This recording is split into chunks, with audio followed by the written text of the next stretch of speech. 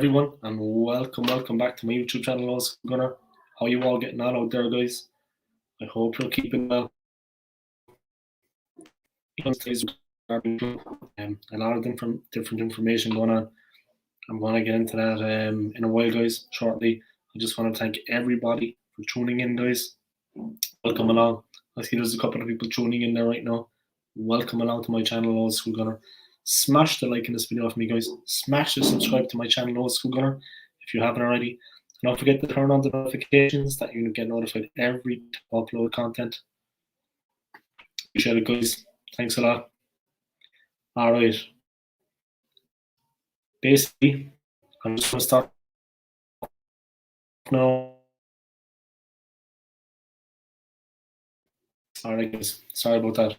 I'm just going to start by picking up a couple of YouTube channels. Always met some time in YouTube. Thank you everybody for the last 3 years since I started my channel. All right, I would like to talk to first Warren. He has a channel, Warren's Team Talk. Check it out. He does a lot of previews, reviews. Soon we're going to be doing a collaboration together. The first one being on Saturday. We're going to be talking. We're going to be doing a collaboration regarding the it's called Score Center. Warren's Team Talk, Old School Gunner, aiming up to do a Score Center. Saturday, we're going to be keeping people up to date. Happens, so hello, guys.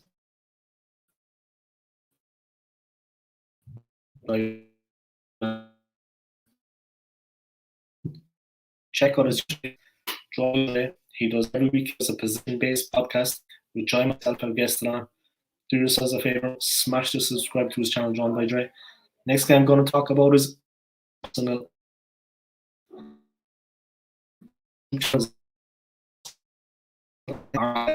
Channel, guys, worth it. He's been monetized for quite some time. I don't know.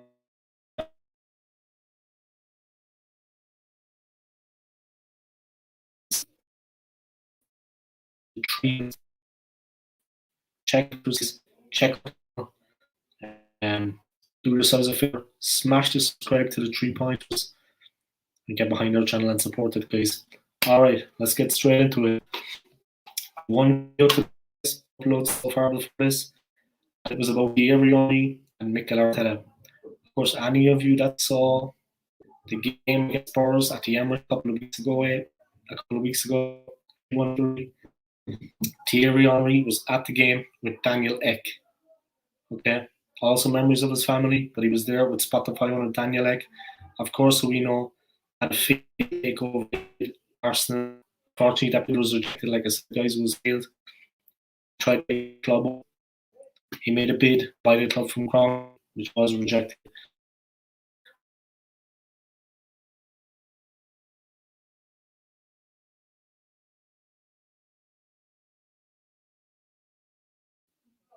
Thierry Henry, guys, is a former player, a legend at the club, probably our greatest ever player.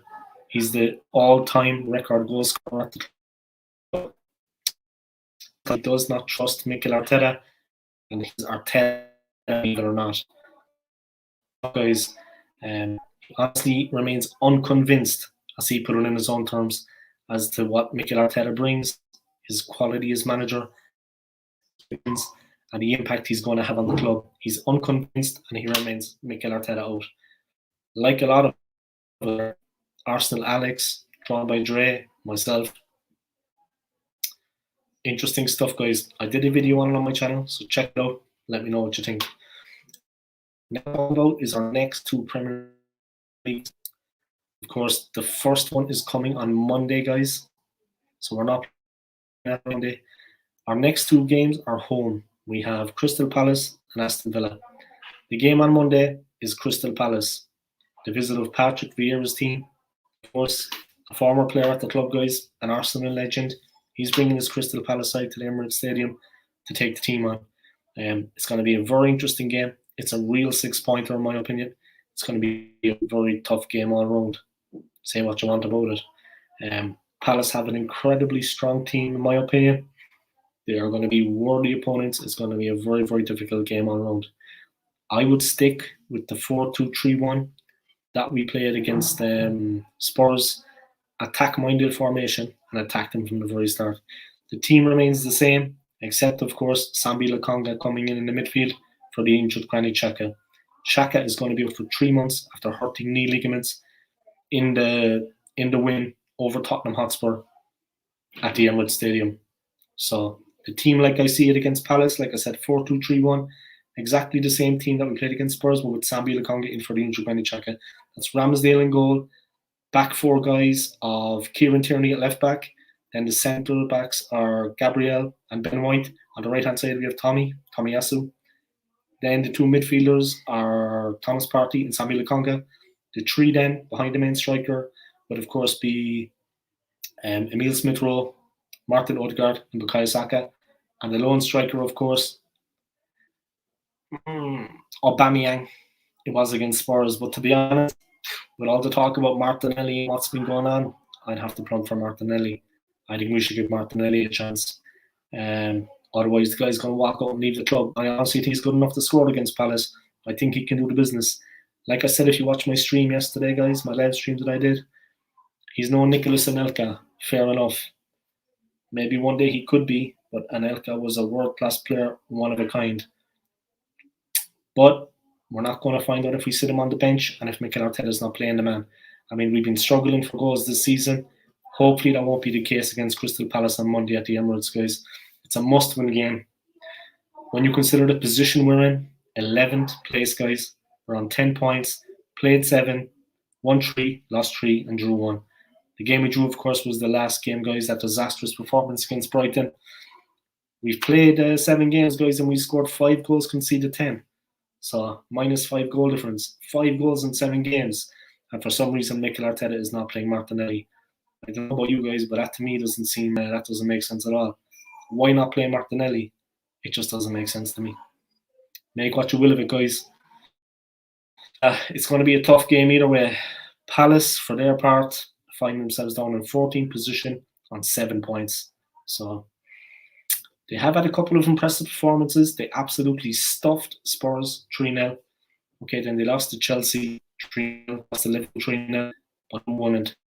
Sometimes lost to Chelsea. You know what I mean? Chelsea, Liverpool are formidable. Because of our part of the season, because of those 3 defeats in a row, we went on a little run after that with 3 wins, but the 3 defeats messed us up. And because of that, guys, it's going to be very good. We need 8 points. Also, in the Aston Villa game on Friday, we need to take 3 points.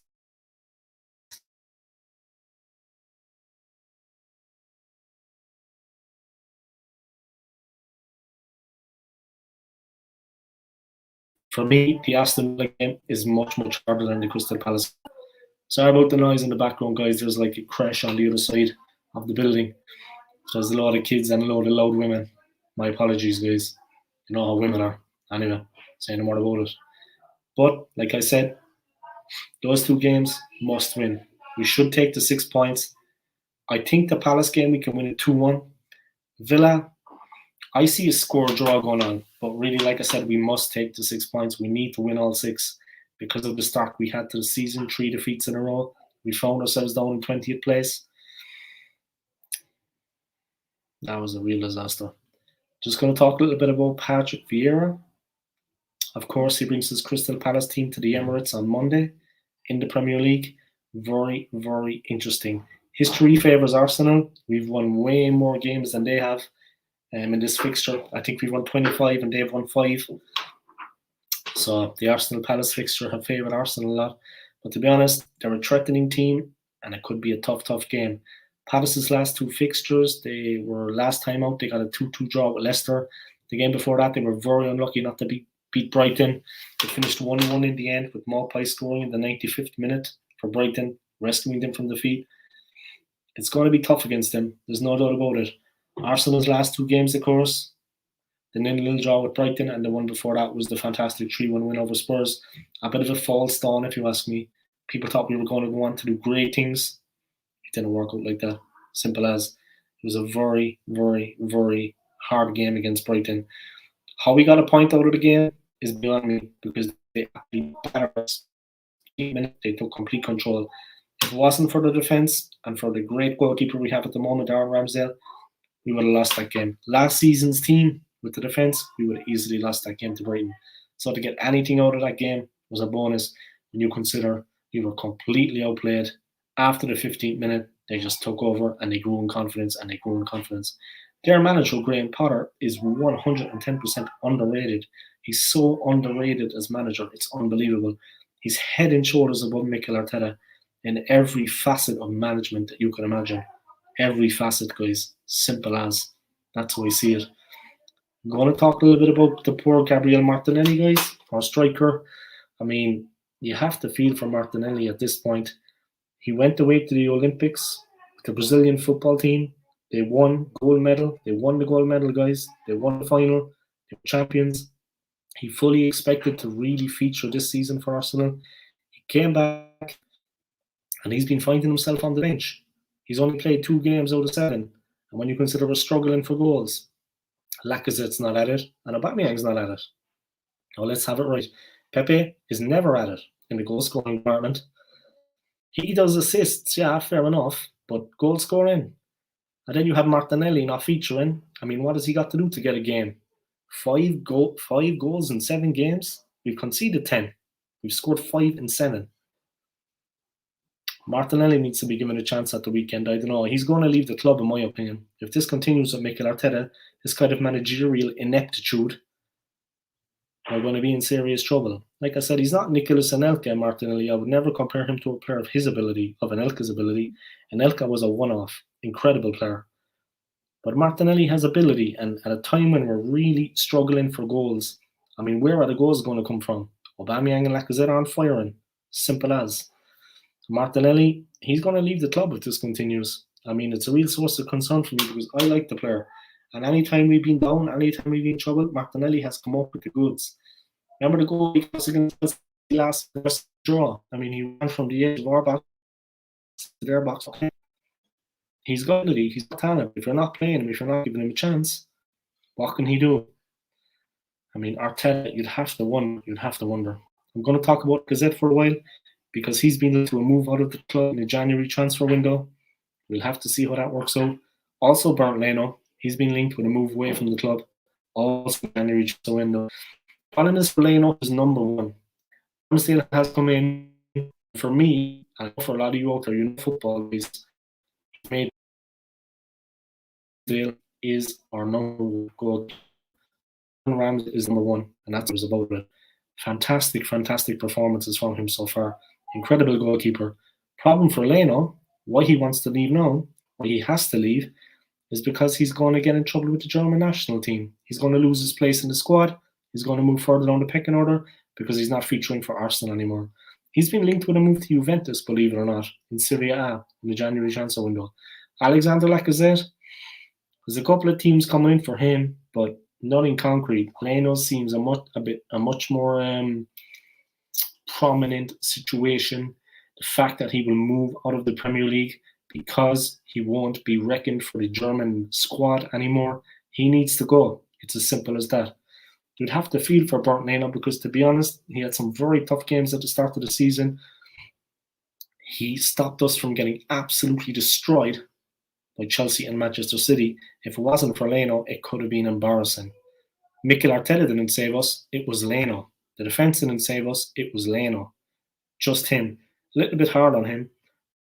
I tried to think of is an incredible goalkeeper. Fantastic.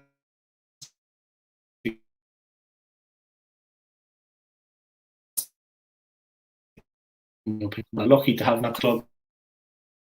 He plays the ball. That's what Mikel Arteta is looking for. In 2 minds, he's just a brilliant goalkeeper. Leno has no chance against him. Best thing he can do is move in the January transfer window. Also, Lacazette should move on, but not before we get another. We have been linked to 2 players in the Premier League. One of them is the Everton player, striker, Calvert-Lewin. The others, of course, that man, he loves to haunt Arsenal, guys. Aston Villas will be up against him soon. It's Ollie Watkins, guys, the one and only. Yeah, Calvin Lourdes, he scored 21 goals last season, more actually than Ollie Watkins in the Premier League. Incredible player also. Will they actually come to Arsenal? I doubt it, guys, and I'm going to be honest. I doubt very much that they're going to come to our club. That's how I see things. I can't see it happen like that they will actually come to our club like that. I find it hard to believe. You have to see the way things work. Who knows in football? But like I said, if we don't get guys in, if we don't just it's something. If you win, we got found out time and again in midfield. With respect to Party and Sambi I have time others like their head and shoulders up. In midfield, we got completely won by Brighton. Simple as that. We couldn't handle the pressure that we were put under. We don't have a DM. We need a striker and we need a DM. Against Palace, okay, we're the home side. Against Villa, I think is the bigger threat. I think it overrun us in the midfield because we've got no holding player in there. We've got no DM. Both of the midfielders, they play open and they like to go forward. One needs to stick, one needs to switch. It's as simple as that. I mentioned it yesterday about Vieira and Petit back in the day. Okay, our midfield is nowhere near that level. These guys are World Cup winners. You know what I mean? These guys were absolute monsters in the middle of the park for Arsenal. But one of them would stay and one of them would go. If Vieira went forward, Petit would stay. If Petit went forward, Vieira would stay. They stayed and they protected the back four from the counter in case we lost possession, in case the move broke down. And that is what we need because against Brighton, things get tough. That was a very tough game against Brighton. And honestly, I can see that happening against Palace and against Villa if we're not careful. Maybe the formation needs to change, but I honestly think it's more personnel. We need a player in the middle that's going to stay, that's going to stick, and that's going to hold. Simple as that. That's how I see it. My predictions for the game, I think we're going to beat Palace. I think it could be 2-1. The Villa game, I see it being a draw. Ollie Watkins, honestly, the defense, the defense has been rested. If you saw either Ben White or Gabriel or international duty, their respective nations, that's a good thing for us, guys. They're rested, be strong, and be fit. No excuse, guys, for not being the grounding against us at home. We have the players. We need to be two guys in the middle. They need to protect the back four. They need to stop the runs. They need to pick up the runs and just stop the ball coming through. Simple. Position moment, guys. Like I said, we started the season rocking in 20th position after 3 losses in a row. Now after 7 games, 3 goals conceded, we are in 11th place on 10 points. Crystal Palace, the team that we will be playing, are in 14th position on 7 points. Villa are 1 spot in 10th place. They've got 10 points. They have exactly the same results as us this season. They just have a better goal difference. They've also lost 3, won 3, drew 1. So if we can get anything out of those 2 games, if we can win the 2 games, I mean to say, then we can leapfrog Villa and move ourselves up the table a little bit. You know what I mean? That would be very, very good, guys. That would be very positive. I would be happy to see it, guys. Simple as that. Let me know what you think about those 2 games, how you actually think it's going to work out, and what the result is going to be. Comment in the comment section below, guys. Smash the like in this video for me. Smash the subscribe to my channel also, if you haven't already. Make sure you click on the notifications that you get notified every time I upload content. I'm uploading a lot of content right now. It's got a few of you joined the live streams. And of course, support my channel also, Gunnar. I appreciate it, guys. Big up yourselves. I'm just going to talk a little bit about Granit Xhaka. He's back, guys. Of course, he's working out in the gym. He's going to be missing for 3 months. Yeah, a little less than 3 months now. But he got injured in the Spurs game in a freak accident. Our win at home to Spurs. If any of you saw that game, guys, he was just standing near the centre circle. I think it was what is the name of that Spurs player? Anyway, one of the Spurs players got tackled. He went flying along the ground, and his boot went flying. Yeah, his leg went flying, and he caught Xhaka right on the knee. His ligaments are gone. He's going to be out this. Signs, guys, positive signs.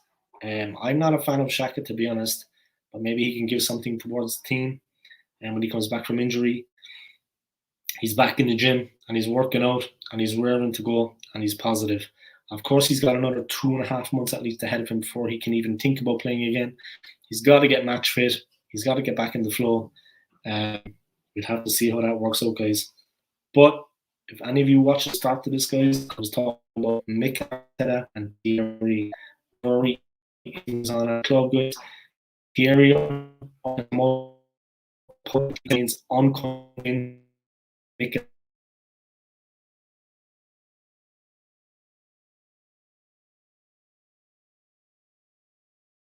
spoken.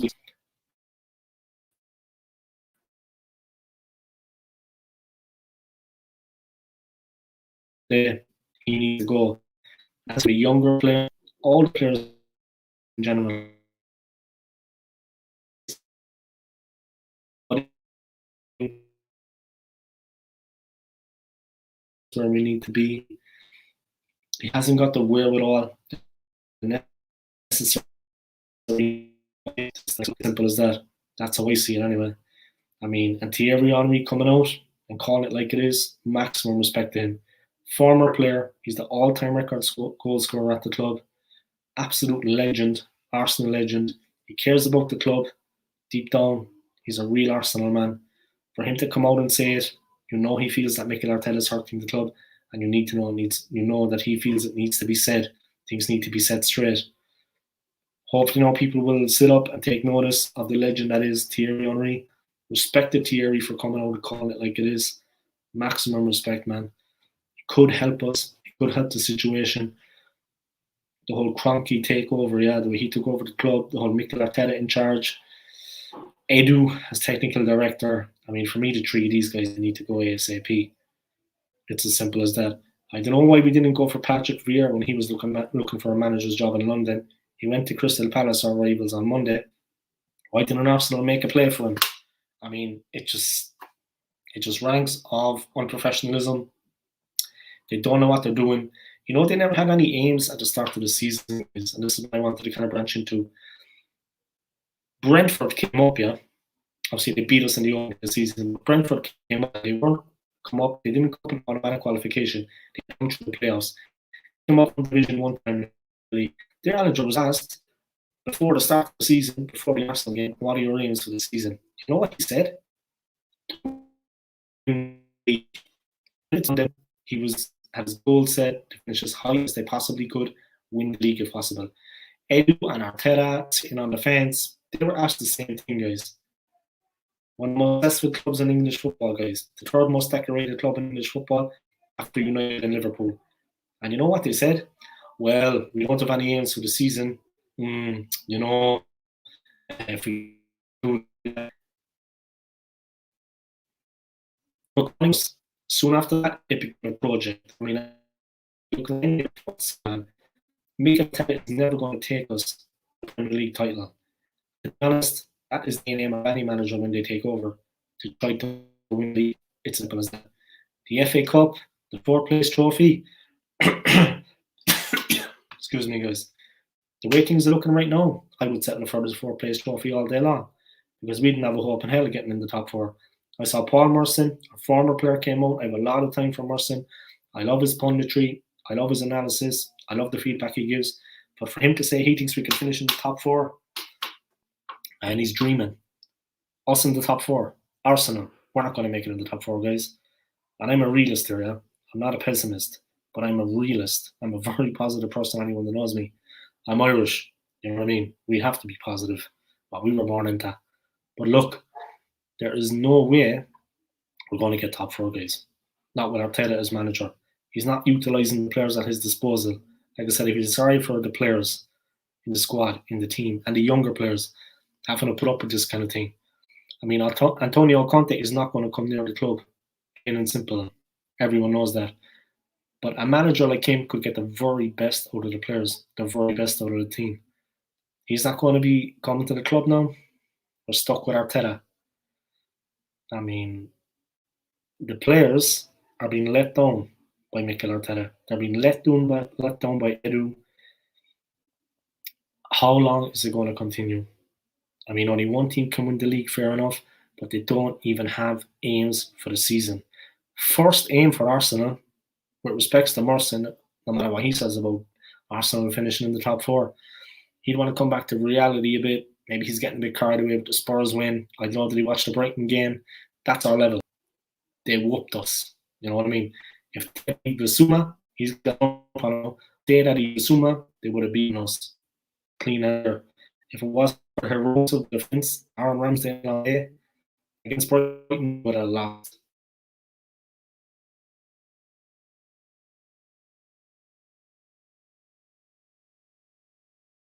I mean, we're really overrun in the midfield, like I was saying.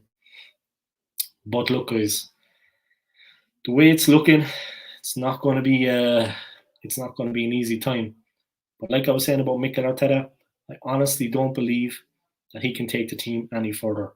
Just going to big up my man Drawn by Dre. I don't think he was watching earlier, but I did my usual thing. I bigged up all the channels from Drawn by Dre to Warren's Team Talk to Arsenal Alex to the 3 Pointers TV. I bigged up your channel again, Dre. I told people about your possession-based podcast that I have guested on it. I told him what's wrong with the channel. So smash the subscribe to the man's channel, guys. Like the videos. Check out his content. He's going to be roaring back very soon, guys, on YouTube. Arm up to the man. Check it out, and you'll see what's going on when he comes back, yeah? Well worth the try. Another comment coming in again from Dre. Keep up the content. I will, my friend. I'm going hard at it now. I have time. I'm here in Venezuela. I have time. I'm not working. Heading back to Europe, I think, in 3 weeks. So I'm going to head back to my own country, back to Ireland. Sorry, Ireland, as some of you out there know it as. I'm heading back to Ireland. We're going to see what's going on then. But I have time now, and I'm piling on the effort into the channel. Wi-Fi connection is not the bad, guys. It's not the best. I apologise. Sorry about that. But we're going to keep it going. Thank you to Dre for tuning in. Thank you for the comment. I appreciate it. The McManus Sense is tuning in. Welcome along, my friend. Welcome along to my old school gunner live stream. Never wanted Arteta in the first place. Great content, mate. Thank you very much for the compliment. I also didn't want Arteta in the first place, but I was tricked. I don't know about you, but I was tricked like a lot of Arsenal fans because Mikel Arteta is a former player. And when his name was mentioned with the club, it kind of lured me into a false sense of security about him as manager. I didn't see the danger signs. I didn't notice the red flags. And when he came to the club, it was too late because I didn't fight it. You know what I mean? I think like a lot of fans, I made the connection that he's the former player. I knew the name and I thought things were going to be okay. But in the background, it couldn't have been a worse decision. It couldn't have been a worse move from the club. Thank you to the McManus Sense for that. Check out this man's YouTube channel, guys, if you haven't already. The McManus Sense. Smash the like in his videos. Smash the subscribe to him. Do yourselves a favour, guys. You might like what you see. Check out his channel, the McManus Sense. All right. Another comment, and thank you very much for tuning in. I think it's your first time on my show. Thank you for tuning into the stream. Arsenal Alex says, come on, guys. I bigged up your channel at the very beginning of the live stream, Alex. Arteta out now. Yeah, tell me about it, man. Tell me about it. I'm going to put up the next comment there from Alex. I can't stand Arteta. Check out this man's channel, guys. You see it up on the screen. Arsenal Alex. That's his YouTube channel. Check him out on Instagram at Arsenal Alex and the number 1. He has a very good channel. He's been going for a while now.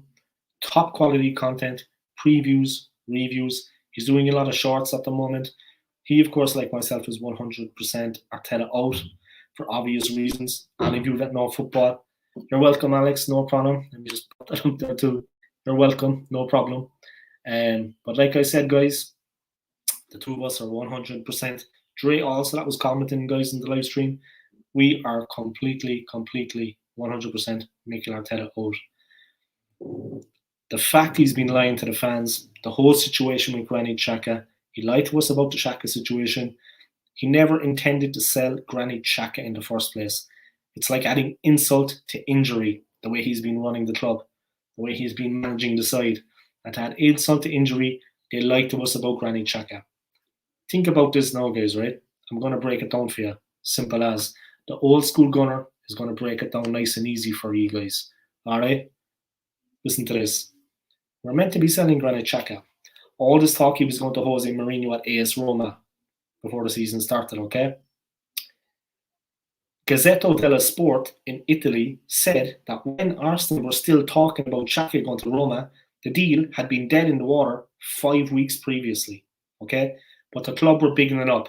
Then when the deal fell through, there was no deal in the first place, yeah, to sell Xhaka to AS Roma. When the deal fell through, as Arteta has told us, yeah, complete lies, complete utter nonsense, total and utter nonsense, guys.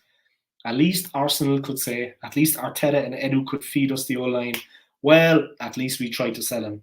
He comes back to the club and they give him a new 4-year contract. Now you're telling me they really wanted to sell the player. If they couldn't sell him, which they could have if they really wanted, yeah, just lower what they were expecting, 10 million, I'd bite the hand off, yeah. Get him out the door, get rid of him. No, they just didn't. They didn't want to sell him in the first place. They gave him a new 4-year contract. They made it look like they tried to. They lied to us. I mean, it's like adding insult to injury, insulting the fans' intelligence. You know what I mean? It tells you a lot what they think about us as fans, guys. The two of them together, Edu and Arteta, they never wanted to sell Xhaka in the first place. Look what they did with Mesut Ozil. He got frozen out. Then he left when his contract expired. If they really wanted Xhaka to go, they wouldn't give him a 4-year new contract, guys. A 4-year extension. Think about it now. Think about that for a second. Let it sink in. It makes sense, right? It makes complete, total and utter sense to me. Insulting our intelligence. They never intended to sell Granit Xhaka in the first place. I'll respect everybody's opinions that come on here. Feel free to voice it. But my God, I mean to say, they give the guy a 4-year contract then. Another comment coming up there from Alex, guys. If Henri speaks, I listen. Exactly.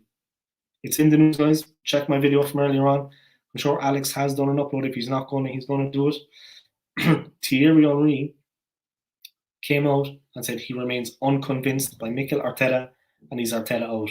Now, this player, arguably the greatest player to ever play for the club. I'm talking about Thierry Henry now, not Arsenal Alex. Had to get that one in there. He's a good footballer himself, but he's no Thierry Henry. I'm talking about Henry, guys. Arguably the greatest footballer to ever play for the club. Still the record goal scorer at the club. An absolute legend. Arsenal through and through. Cares a great deal about the club. And if you saw him at the win over Spurs at the Emirates with Daniel Ek, of course they tried to get a takeover bid going, guys, but it was rejected. He remains unconvinced with Mikel Arteta. As Alex says, if Henry speaks, I listen. Say no more about it. Thanks for tuning in, Alex. I appreciate it. Thank you to the McManus Saints. Thank you to John Boy Dre. McManus Saints, same here, mate. Totally, I agree. I think winning the FA Cup papered over the cracks for a lot of fans. Yeah, completely. I couldn't agree with you more. I mean, we're no closer now to winning the league than we were since 2004. It's been 17 years, and every year we're sliding further and further away. The longer Arteta stays in charge, stays as manager of this great football club, it's going to get longer and harder to come back from it. We're slipping further and further down. Let's see what happens in the next 2 games.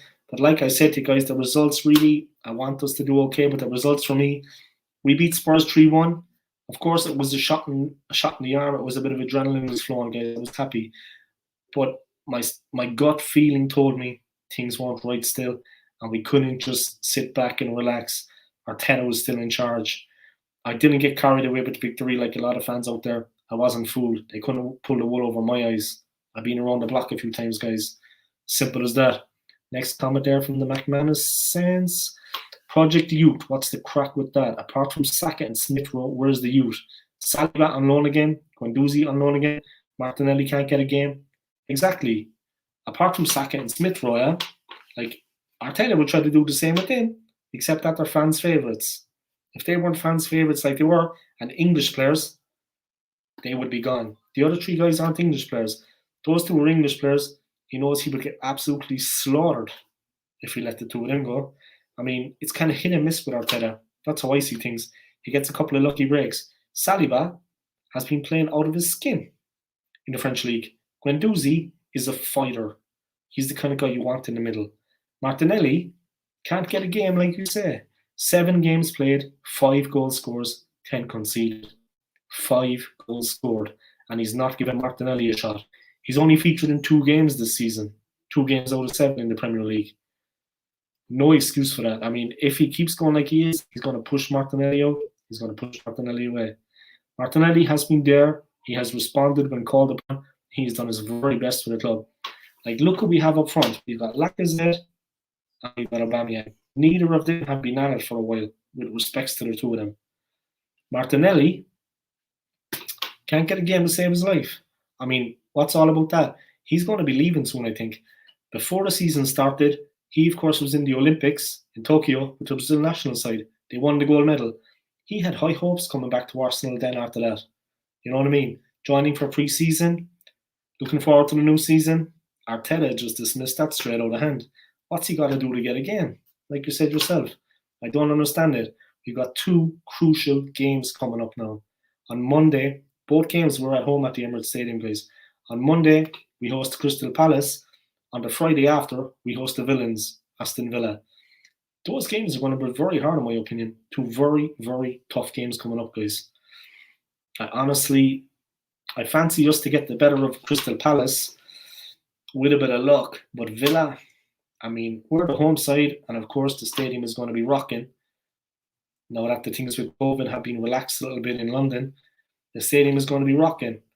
But it's going to be a very tough game. These 2 teams have a much stronger backbone than the Spurs team that we faced in that moment. They're much more in form and they have belief. Vieira has instilled a lot of belief in this Crystal Palace team. Their last 2 games, they were both draws. Last time out, 2-2 with a very good Leicester team. The time before that, 95th minute, they had Brighton at 1-0, and then 95th minute Maupay scored for Brighton to make it 1-1. Very unlucky against 2 very good teams. Think of what Brighton did to us. They were 1-0 up against Brighton until the 95th minute. A 2-2 with Leicester. He's instilled a lot of confidence. Our last 2 games, okay, we won one of them. The Spurs game. But the last match we played was at Brighton. It's going to be tough.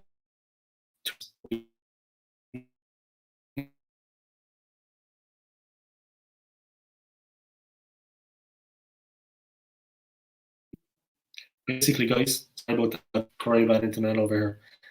I apologize. The start we had to the season, we lost 3 games in a row. Mikel Arteta is 110% responsible for that.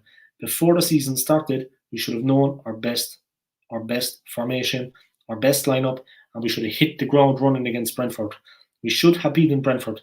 They absolutely smashed us. Okay? They destroyed us. I said we had to win that game against Brentford because I knew that Chelsea and City were around the corner. And more often than not, we lose against them. It was going to be 2 very hard games against arguably the 2 greatest sides in England there. One of them won the league and the other one the Champions League. I knew it was going to be tough against them. Chelsea had Lukaku. Man City were their usual selves. Guardiola was champion at the bit. Obviously, they were going to be tough games. We had to go out and win the Brentford game. Of course, we got hammered. We lost that. There can be no excusing that, guys. Absolutely no excuses coming out of the Arteta camp. There you have it. Another comment coming in there from the McManus Sense, and I'd like to thank him for tuning into my live stream. I appreciate it very much. Thank you for taking part. Doesn't Saliba have a partnership with Wesley Fofana in France? For the team, Saliba on loan makes no sense. Spent 50 million on White, and he's looked underwhelming too. It makes no sense. Interesting comment there. I agree with you 110%. I mean, he's got Saliba. They have Saliba and Fofana for France. Fofana gets in the Leicester team, and we put Saliba on loan. Saliba is a fantastic, fantastic player. He's been playing out of his skin for Marseille in League One. 50 million on White. He looks underwhelming. Yeah, I mean, we could have got a player from, I'm sure, the youth team, or there was another player knocking about that could have played that role for us that Ben White is playing. He hasn't been the worst, in fairness. He's been okay. He's been okay, but the standout player for me has been, of course, Gabriel in the back line. But the standout player for me has been that man, Aaron Ramsdale. He has been absolutely outstanding for the club so far. A cool head. I think it's going to be very hard for Burton to get his place back in the team. But let me know what you think about Aaron Ramsdale, the McManus sense. Let me know what you think about him so far at the club. Tell it like it is, man. That's what I want to hear. Don't sugarcoat it. You like him, you don't like him, you think he's been good so far, or you think he's lacking. I mean, his ball distribution is head and shoulders above Borleno. You can't compare the two for that. Incredible goalkeeper. Reaction stops, bravery, no little skill, calm under pressure. When the pressure is building and the ball comes into the box, he comes out coolly and collects the ball, rolls it out immediately.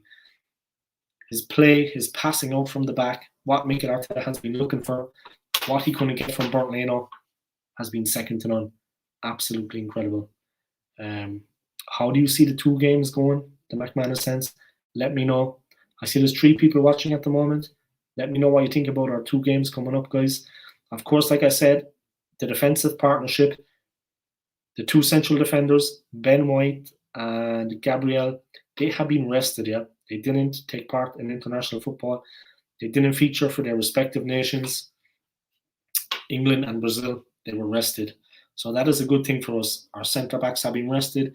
They have been training at London Colney, and they can build into the 2 games. But we need to hit the ground running against Palace. We need to really go for the juggler. It's as simple as that. Another comment coming in for the McManus sense. Ramsdale looked when I see that we were linked with him.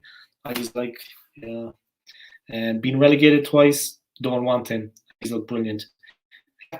I mean, the way things are happening at the club, the McManus sense, I'm just going to kind of build a picture there, but I'm just going to elaborate on that a little bit. The way things have been happening at the club, from my point of view, there's been so much going on in pre-season. Activity, inactivity, whichever way you want to look at it, there's been a lot going on. We were linked with so many different players. Then along came Ramsdale. A kind of, we had the feeling that we weren't getting the quality we needed, because we kind of got used to that at Arsenal down through the years, yeah. We've kind of been second best when it's coming to get players, yeah. When we've been getting players, Spurs have outdone us. Of course, Liverpool, Man United, Man City, and Chelsea, light years ahead of us when it comes to that, when it comes to getting quality players in. But when we saw Ramsdale, none of us were too excited. When you think last season we sold Emi Martinez for 20 million to Newcastle United, and he has been playing absolutely fantastic for them. Also for Argentina in the Copa America. You know what I mean? They won that. He's been playing out of his skin for Newcastle. The King of Mind games, if any of you saw his treatment of Cristiano Ronaldo in the game against United at Old Trafford, it was very interesting. But look, they get back to it. Ramsdale, we weren't too excited about it. Relegated twice, this, that, and the other. But he has come in and been absolutely fantastic. I mean, his reading of the game, he's so calm when he's under pressure and the ball is pumped in high on top of him. He comes out and he takes it cleanly. He's also got smarts, guys. You know what I mean? He realizes that the striker still hasn't pulled out and hasn't gone back up the field, that the striker is behind him and he has the ball in his arms. He takes the ball. He's aware that the striker is still behind him and hasn't run up the field. He doesn't just drop the ball for a half chance. He's very... Sometimes when he's taking the ball and he's under pressure, he'll just grab it in his arms and drop to the ground. And he's looking around him to see that everybody is pushed out. Then he gets up, puts the ball down, and plays it out quick. His coolness, his calmness under pressure. The reaction save against Spurs in the second half to keep it at 3-1. Deflected shot. I mean, it was going right in under the bar. He had to get up high and claw it out. Big fan of Aaron Ramsdale's. The best signing for me, the best signing in pre-season, and the best player that we have signed out of all of them. Believe it or not, guys, we have spent £150 million in pre-season on transfers. At the start of the season, 3 losses in a row, we've found ourselves down at the bottom of the table, down in the relegation zone, 20th place. We've come back since, we're up to 11, okay? 7 played, 3 wins, 3 losses, and a draw last time out against Brighton. That performance was not encouraging. But look, we spent £150 million. We spent more than any club in all of the top 5 leagues in pre-season. £150 million. No club spent more than us. Okay, Chelsea forked out big on Lukaku, but that is still more than 50 million less than what we paid, guys. We paid more than any other club in any of the top 5 leagues in Europe. No one paid more than us. £150 million sterling is what we forked out. We found ourselves down in the relegation zone. The problem is that the club run deep. But like I was saying earlier, like I'm going to repeat again, the McManus sense can let me know what he thinks about this. Mikel Arteta is holding the club back. I mean, a better manager, for example, Antonio Conte, I know he won't come, guys, I'm not living in the dream world, but Antonio Conte, he was linked to the club. Imagine what he could get out of the likes of Bukayo Saka, Emile Smith-Rowe, Martin Odegaard. I feel sorry for a lot of the younger players like that because they have to put up with Mikel Arteta. I'm going to be honest about it. McManus sends another comment. Let me just get that up there for you guys. Let's see. I think we're going to struggle next 2 games. Palace have got players that can hurt us, as does Villa. Plus, we have strikers that can't, so it's really worrying. Put the next count up there. Buffering, mate. Yeah. Let me just switch there. I have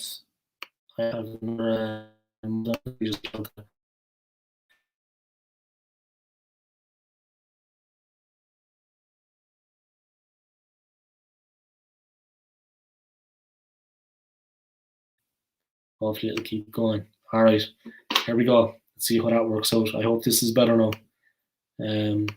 Let me know how that looks. McManus sense, is it better? I was using the neighbour's actual Wi-Fi there. They allow us to use the Wi-Fi here. But I bought a modem myself like a couple of weeks ago in one of the shopping centres here where I am. It kind of had crashed last night. It wasn't working properly. I'm over in Venezuela, so I don't know. Do you know what it's like here at the moment? But it's not the easiest place in the world to get a good Wi-Fi connection, to get a good internet modem. But let me know if that's better, if the quality is improved. Yeah. But yeah, thank you for tuning in to McManus Sense. I appreciate it. It's good that you see the quality in Ramsdale like I do, but every fan can see it. It's as plain as the nose on my face. He's a fantastic, fantastic, fantastic player. I'm just going to big up to McManus Sense, guys. Check out his YouTube channel. Smash the like in his videos. Subscribe to the man. Do yourselves a favour. Top channel. Well worth a look. You'd be surprised at what you might find. Maybe you like something there. Alright. I found it interesting anyway. You know what I mean? It's well worth a look. Check it out. As Arsenal go, the 2 games ahead. And what Thierry Henry was saying about Mikel Arteta. I mean, he's not convinced by Arteta. Here comes the McManus sense again. It looks like he's on the Arteta out team. Mikel Arteta should never have got the job in the first place. Conte would be great, but he won't come as we won't get the money. He won't get the money he needs to improve the squad. Exactly. And we don't have European football. I mean, last season was a disaster when you consider. And the Europa League semi-final against Vieira. I'm not even going to talk about that. I mean, Unai Emery, he put Arteta to the sword big time. He got his revenge. He got what he wanted.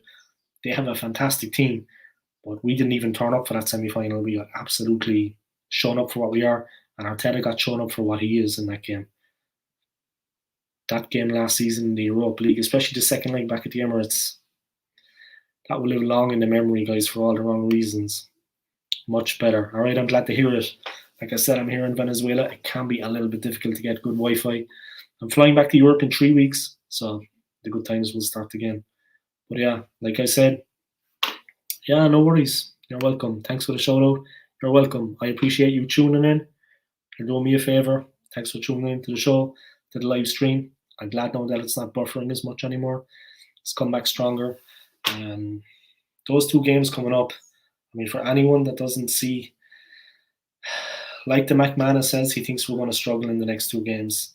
For those people that might not be kind of in the know about that, Crystal Palace have a very strong midfield. They are full of running, full of aggression and full of power, and no little skill guys. They can play. Patrick Vieira has instilled a real confidence and a belief in the team since he came to the club. It's going to be very, very interesting to see what happens. Very, very interesting. The Villa game against Ollie Watkins, the back four and Ramsdale are going to be tested to the max, that's for sure. I think it's going to be like the Brighton game all over again. And we could find ourselves on the back foot for a large period of the game like we did against Brighton. Up to the 15-minute mark against Brighton, we were going grand. After that, they took over completely, and they grew in confidence as they started getting the breaks and the chances. If it wasn't for Ramsdale on the back four, we would have really gone in trouble. We need to get into European football. I don't know what the McManus sense think about this, but let me know. Let me know what you think about this. Our chances of getting back into Europe. Do you agree with Paul Merson's comments, Paul Merson's opinion, that we can finish in the top four, that we can get top four? I don't think there's a chance in hell we can hit top four, my opinion. I think that's well beyond us. Hit the top five and get back into Europe? But top four, it's going to be very, very hard. Yeah, I think he's back in training for Palace too. Yeah, I heard that. That's going to be difficult. But they're going to play three up top, you know. They're going to play three up top. They have Ayew, they have Zaha. Up front, they play Zaha, Ayew, and I think they're going to play Edouard, this new player they got in pre-season. He's already scored twice for them. So Palace are going to play three up top. Like they always do, they're going to put our defence under a lot of pressure. I mean, when they play three up top, it always causes problems for the Arsenal back four. The pressure they put us under, I mean, the three of them operating deep, it's very, very difficult for us to combat that. And they have no little strength and no little skill. And these guys are fast. I mean, they're very fast. It's going to be a very, very tricky game, I agree with you. If, like you said, Eze is back as well,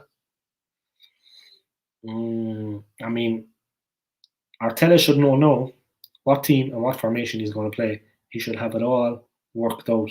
He's had enough time in the international break to get on top of things. There can be no excuses against Crystal Palace for not hitting the ground running. Like we did against Spurs, okay, Palace are a better side than them, and they've got a stronger backbone. But like we did against Spurs, attack them from the off. If they make the mistakes, if they make the slip-ups, all well and good. But we have to put them on the back foot immediately. Set the tone and attack. They are very dangerous on the counter. I don't think we're going to hold them scoreless. I think they will find the net. But Ramsdale might edge the game for us. He might make the difference. Maybe we can get the game 2-1. I think maybe we can have the victory. I think the Villa game is going to be a harder one. I fear Ollie Watkins. I'm not going to lie. He's menacing. He can score from anywhere. Back to goal, he's the best I've seen. I mean, when he gets his back to goal, defenders think they've got him under wraps. That's when he's at his most dangerous. The turn and shot is unbelievable. I mean, he smashes it in. He's incredibly strong. A very powerful player. He reads the game well, good positional sense. He's strong in the air, strong on the deck, strong in the tackle. Yeah, I love Merson too. I'm just going to put this comment up from the McManus sense. He says he loves Merson, but he can't see us finishing in the top four. And if I'm honest, I think if we did qualify for Europe, financially it would be good for the club, but we would spend money to prepare. But would we spend money to prepare for it? I love Merson too, yeah. I'm a big fan of his. He had his challenges, he had his difficulties at the club in his playing career. I have nothing but respect for the man.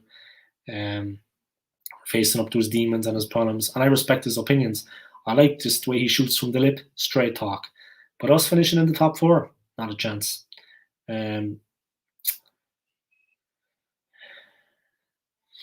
Yeah.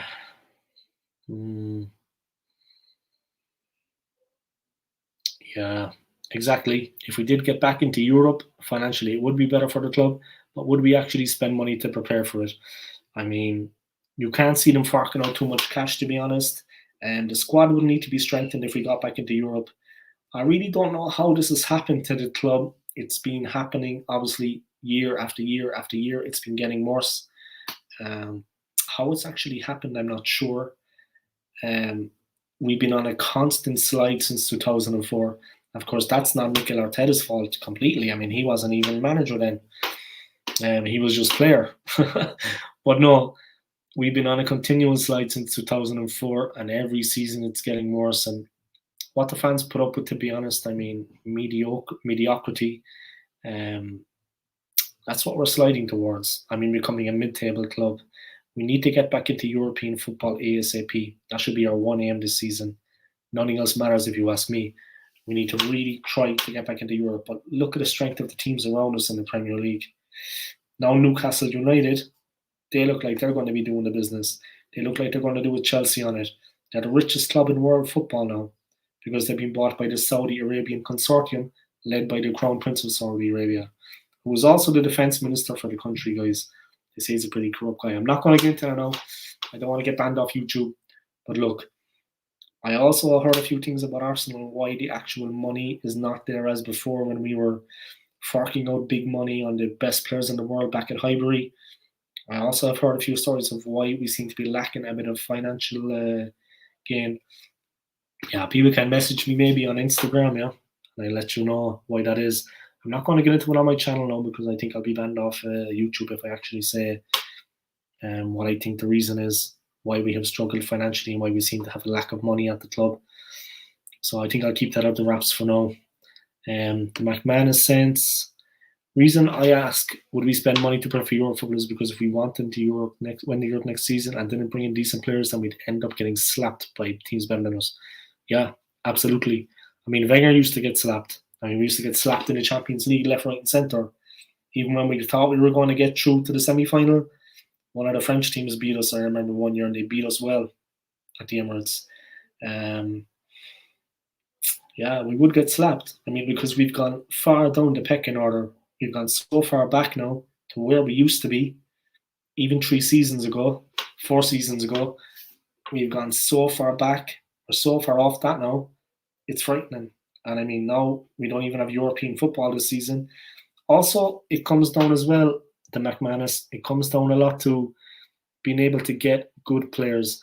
I honestly believe if we had the promise of European football, of Champions League football, when we were looking for players in pre-season, I think we could have signed Locatelli. I think maybe we could have got Martinez had Lukaku not gone to Chelsea. But I think we could have maybe got Lautaro Martinez as striker. If Lukaku hadn't gone to Chelsea, before that we were looking at him. Manuel Locatelli. These guys, they want to be the guarantee of European football. They want to be playing at the highest level. They want to be playing in the Champions League. And we couldn't offer that. A lot of the better players wouldn't come near the club.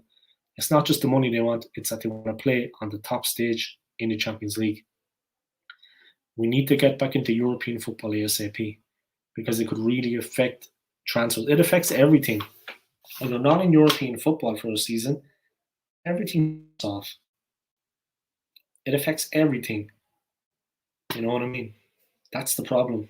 And it could really be bad for us. And it could get much worse than it is now. I mean, people can't believe that, but it could.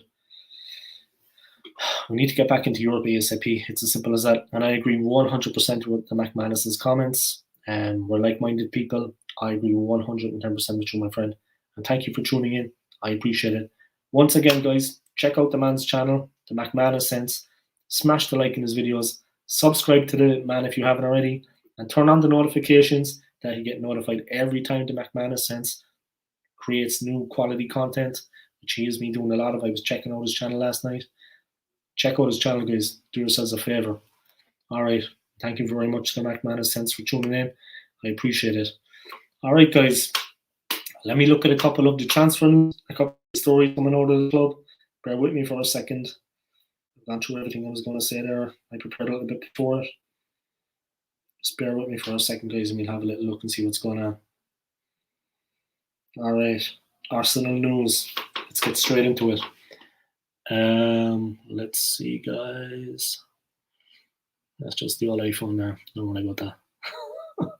All right, guys. Just waiting a second there for it to load.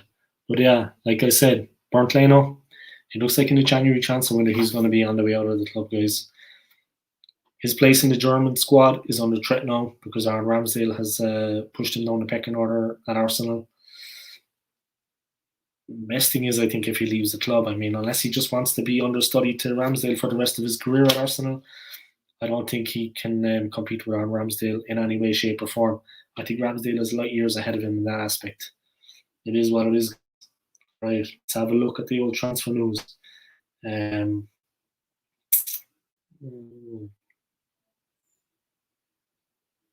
Yeah, just saying that a lot of the players that went away for international duty, Thomas Partey, Aubameyang, and Bukayo Saka all played very well, respectively, for their nations. Ghana, Gabon, and England. Hopefully they can carry that form, guys, into the domestic campaign. They all netted, yeah. They all scored. They all actually scored in the internationals, guys, in the international break. It looks like the reunion with Patrick Vieira is just around the corner, guys. But there's a lot to talk about. Transfer gossip, injury news, loads more. Of course, like you know, Granit Xhaka is out for now up to 3 months after getting injured in that freak accident in the Spurs game. His knee ligaments are gone, guys. If you saw about this Amazon documentary in Arsenal that is taking place at the moment, that has been recorded following the team through the season, Granit Xhaka has signed on the dotted line to let them follow him and actually film rehabilitation and his recovery from this injury. So that's interesting. It's definitely a documentary that I would be checking out. I don't know about the McManus sense. Will you be checking out this documentary? But I definitely will be. It's going to be very, very interesting on Amazon about Arsenal. Arsenal, yeah, now, guys, there's all this talk about Mikel Arteta out, this, that, and the other, discussing it for a while there. But we've actually been linked with the Brentford manager, and he says he's flattered by it. Thomas Frank is the Brentford manager. He says he's flattered by being linked to the Arsenal job. To be honest, I take him over Arteta, no doubt about it. He had them well fired up against us, got them promoted. McManus sent him another comment, guys. Leno can go. We should have sold him instead of Martinez. Exactly what I was saying. Like you said about Ramsdale when we signed him, relegated twice, this, that, and the other. We had sold Martinez last season to Newcastle. It just didn't make sense. Okay, Ramsdale, now I can see, is a top quality goalkeeper. He's been playing very well. I'm well happy with him. He's our number one, and I'm happy. He's a very good goalkeeper. But why didn't we keep Emi Martinez and sell Leno? I mean, it beggars belief. I mean, what Mikel Arteta and Hill were thinking, sometimes I just don't know. Bear with me for a second there, guys. I'm over here in South America. I'm just going to drink some water.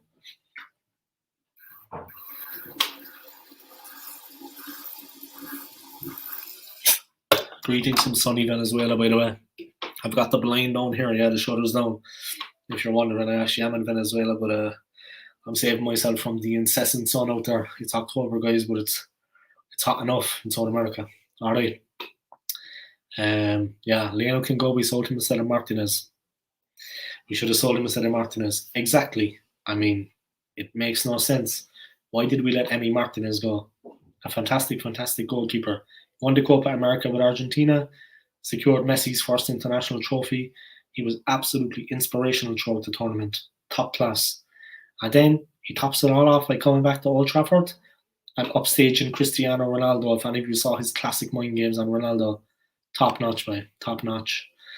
And McManus, again, with another comment. I would just like to thank you again for tuning in to the live stream. I appreciate it. I will check the documentary out, but I just worry it's going to embarrass us fans. It might give us a bit of insight into what's going on at the club, though. That's if Arteta lets them actually do that. It could be a bit embarrassing. I'll agree with you. It depends how the season goes, and we don't know yet how the season is actually going to pan out and what is actually going to happen to the club this season. But I agree with you, yeah, it could be a bit embarrassing. Huh? That could easily happen. But yeah, let's see what happens. It is what it is, but definitely worth a look. It could give us a bit of insight, but it all depends how we end up this season, how we actually get on this season. If it's relatively successful, it should be an interesting watch. If everything falls apart, it should also be very interesting. I, for one, will be watching it anyway. It's definitely worth the watch, in my opinion. But yeah, I advise every Arsenal fan to watch it, every football fan to watch it. The football fans out there that maybe are not aware of what is happening to this great club of ours that we love, Arsenal Football Club, maybe this will make them open their eyes and they'll see the extent of the problems, and maybe they'll actually come out and support Arsenal fans. You know what I mean? It might open their eyes and let them see what's actually happening at the club. Simple as that. I mean, the guy we have as owner of the club, it couldn't have been worse for us. I actually have I have contact with an American gooner, a man by the names of Daniel Phillips, Dan Phillips. He's over in the United States. And I asked him once on my live stream, he guested on my live stream on my Old School Gunner fan cam. I asked him what kind of guy Stan Kroenke is. I said, you're over in the US, you know more than we do across the pond in Europe, yeah? This is when I was living in London. I said, what kind of guy is he? And you know what he told me? Capitalist. All Kroenke cares about at the end of the season is that the books are balanced and what profits he's made. That's all he cares about at the end of the season. He wants to see how much money he has made. So make what you will of that, guys. Those were the exact words what he said to me. That's exactly what Kroenke is. He owns a baseball team. I think he owns an American football team and an ice hockey team, an Arsenal football club. It's just a toy for him. And at the end of the season, all he cares about is how much money he's after making and the profits. At least when Roman Abramovich, I don't want to say no about Chelsea, but at least when Rome come here us to them, because they're light years ahead of us right now. Chelsea, light years ahead. But at least when Roman Abramovich took over at Chelsea, he actually invested and he cared that the club was successful. You know what I mean? Whereas Kroenke is completely the other way. We have serious problems with him in charge. Say no more about it. The Premier League takeover. I mean, it looks like they're going to be the strongest team now in the Premier League, the richest team, the richest club. A lot of the Premier League clubs got together, Arsenal Football Club included, with the Football Association, with the Premier League. They sat down and they voiced their concerns about Newcastle United's takeover. The takeover is done. It's gone through. Money talks. Simple as that. That's all they care about. Newcastle United themselves were not invited to the meeting, believe it or not. So that tells you all you need to know about it. They weren't even invited to the meeting themselves. But yeah, that tells you all you need to know, guys. The message about Xhaka, like I said, he's back in training, he's in the gym and he's trying to get himself fit. Taking information from Liverpool and Arsenal. I'm not going to talk about that, guys, because it'll give people nightmares if they're thinking of us going to Anfield. The way Liverpool are playing and Arsenal are playing right now, that could be a really interesting game. We can look at that after the next two games, guys, and see how we get on against Palace and Villa first. Then we can look ahead to the Liverpool game. Arsenal can sign their own Neymar. Again, we're being linked to Noah Lang. I think he's playing in Belgium for Anderlecht, as far as I know. So he's a Dutch international, Noah Lang. Yeah, like I said, he plays in the same position as Pepe. People have said that he's light years ahead of Nicolas Pepe in every facet of the game, every way imaginable. He's younger and he's a better player. Dutch international, guys. He was playing in the internationals recently. I'm not sure how he got, but I'll check it out. Plays for Anderlecht in the Belgian league. 25 million reportedly for Noah Lang. That's according to latest reports now, guys. I mean, a lot of this is hearsay, you got to realize too. And Dark Madness again, the Kroenkes are a massive part of the problem. They couldn't care less about the club. Exactly. Like the US owner, Dan Phillips told me, all they were looking at was the balance sheet and the profits at the end of the season and not much else. Say no more about it. All right. Thank you to everybody that are tuning in. I see there's a good couple of people watching. Turkish giants Galatasaray are interested in signing Mohamed El Neni. The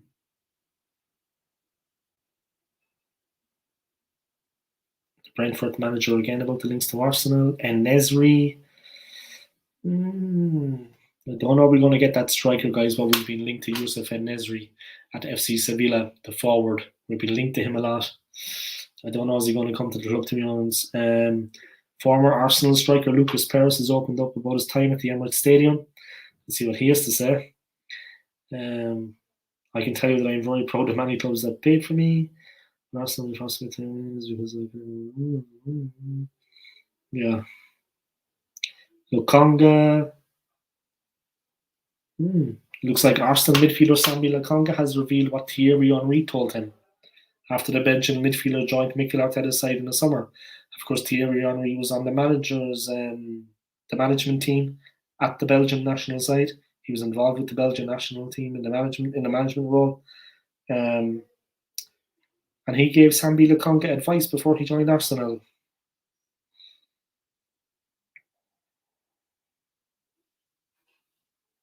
I gave him some advice about the way people are, the mentality I need to have. stuff like that. Yeah, it looks like he gave him some nice advice, and we gave a young player coming to Arsenal some good advice. We have been linked to Alex Oxlade-Chamberlain, the former player. He's now at Liverpool, but he's down the pecking order there with the squad they have. He's not featuring at the moment on the Jurgen Club. I think he's excess to the requirements. We're being linked with him again. He might come back to the club. He went to Arsenal, Liverpool. Maybe now he's going to go Liverpool, Arsenal. To be honest, I don't know why the club, we keep getting linked with players that are already at the club. We keep kind of going back. It's like the History Channel. The History Channel, as the Arsenal fan said to me in one of my live streams. That man knows who he is. Funny guy. But it is like the History Channel with Arsenal at the moment. Alexis Sanchez, former player. You know what I mean? I would never take him back. He's been playing awful since he left. He's had an absolute nightmare of a career since he left Arsenal now. The old curse came back to haunt him. The Arsenal curse. Then you have Aaron Ramsey at Juventus at the moment. Then you have Jack Wilshere, who is training with the club. And now you have Alex Oxlade-Chamberlain. It's true what the Arsenal fan said. It's like the History Channel. Why are we intent on bringing back a former player? Why aren't we looking for fresh blood?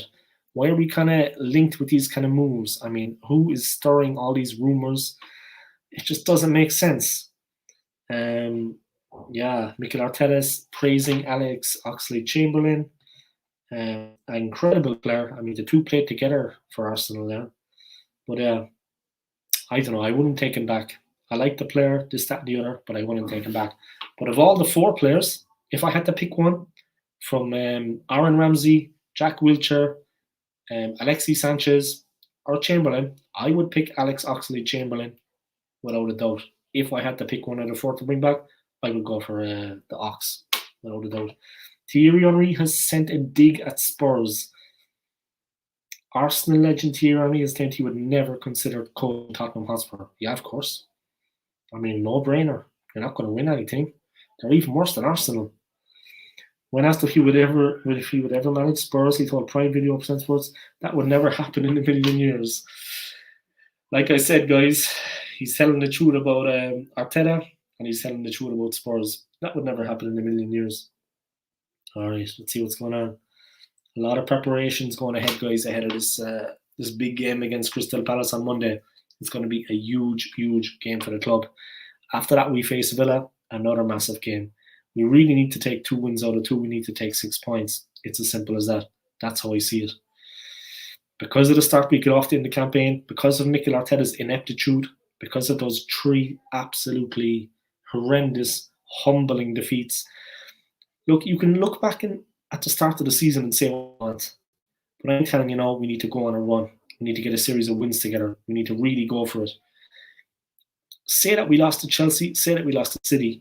It wasn't just the losses, it was the manner of the performance.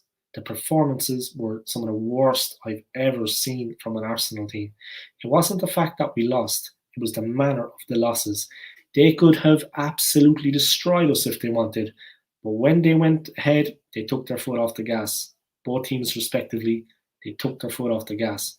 They were absolutely, the wins were so comprehensive for City and Chelsea. They absolutely mauled us. I mean, it's the performances that concern me, not just the result. The performances, my God, you saw it again against Brighton. It raised its ugly head. We caught an out-of-form Harry Kane and out-of-form Spurs on the hop at the Emirates. We caught them on the hop. All right, another comment coming in for the McManus sense. The Conga has impressed me. I've heard about the Ox coming back. Wilshere training with Arsenal. We're getting the band back together. I'd give Wilshere a pay-as-you-play contract. Yeah, that's what I was actually going to say. Well, what I was actually going to say was give him a contract till the end of the season. That's what I was going to say. But he's Arsenal true and true. He loves the club. And to be honest, he's not worse than anything we have at the club at the moment. I wouldn't touch Sanchez with a barge pole, and I wouldn't touch Ramsey with a barge pole. I have a lot of time for Ramsey, great player for the club. I wouldn't go near him. Wilshere, I like him. But Ox, for me, is the guy I would take back first of all. I think he's very good. He's still a young enough player. He's gained a bit of experience. The only reason he wants out is because he's getting no game time. Liverpool have an incredible midfield. It's hard for him to make a breakthrough now. They have a lot of options at the club. And Jurgen Klopp is going to do what he feels is best for the club, you know. He's not like Mikel Arteta playing his favourites like Granit Xhaka and these kind of guys. So it is what it is, guys. Say no more about it. I'm just going to wrap it up there, guys. I would like to thank everybody for tuning into my live stream. I would like to thank the McManus Sense for all your comments. Thank you for tuning in. I appreciate it very much.